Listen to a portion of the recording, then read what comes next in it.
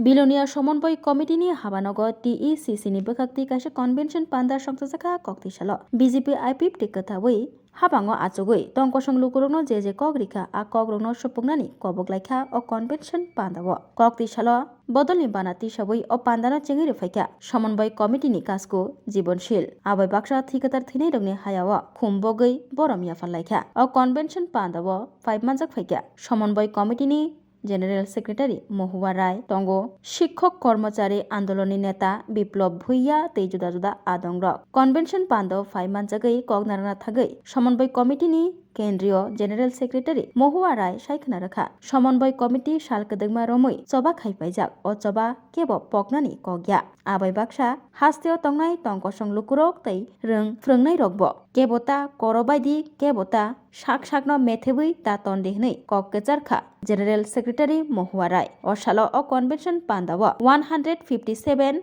Rung Frungnai Khobui Sebok Khainai Rok 5 Manjak Laikha আইন আমি প্রত্যাহার করে নিচ্ছি। যদিও আমরা দেখেছি যে এইবারের বাজেটে এই সময়ের মধ্যে এই তিনটি কৃষি আইনের যে অন্যতম শর্ত ছিল ফসলের ন্যূনতম সহায়ক মূল্য মিনিমাম সাপোর্ট প্রাইস সেটা তারা মানেননি, দিতে চাননি এবং এর জন্য আরও বিক্ষোভ সেখানে ধুমায়িত হচ্ছে। অর্থাৎ প্রতিশ্রুতি নির্বাচনের আগে প্রতিশ্রুতি দিতে তারা উস্তাদ, যার ফল কিন্তু এবারে লোকসভা নির্বাচনে কিছুটা হলেও কিন্তু তাদের সেখানে ভুগতে হয়েছে।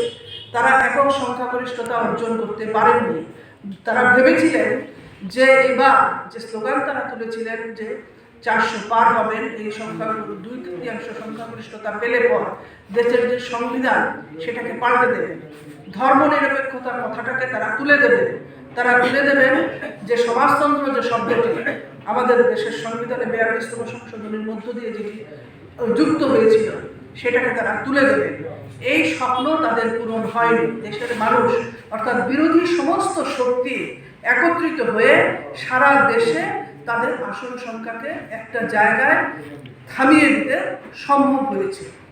এখন তার জন্য তারা পরিপুজির সাথে মিলিতভাবে দেশের মানুষের মধ্যে বিভাজন ঘটিয়ে, ধর্মের নামে জাতের নামে বিভাজন ঘটিয়ে, গরিব মানুষদের ওপর শোষণ করে, মুনাফা লুট করে, এই দয়া উদারবাদী অর্থনীতির সাহায্য নিয়ে সেখানে কর্পোরেটদের স্বার্থে তারা সেখানে কাজ করে যাচ্ছে। তারা শুধুমাত্র একটা সাধারণ বুর্জোয়া দল নয়।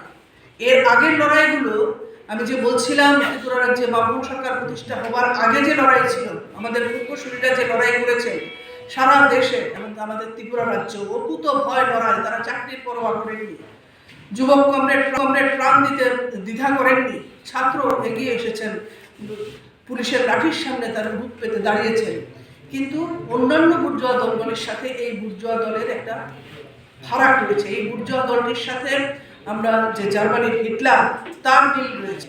নয়া বেশিরভাগ যারা সমাজ বদলের স্বপ্ন দেখে, সুন্দর সমাজ গঠনের স্বপ্ন দেখে, তাদেরকে তারা চরম শত্রু মনে করে তারা যে কোনো ধরনের অত্যাচার, তাদেরকে জীবনহানি থেকে সম্পত্তিহানি থেকে সমস্ত কিছু করতে তারা আজকে এখানে যে রাজ্যের যে একটা পরিস্থিতি, এই শক্তি আমাদের রাজ্য ক্ষমতায় এসেছে।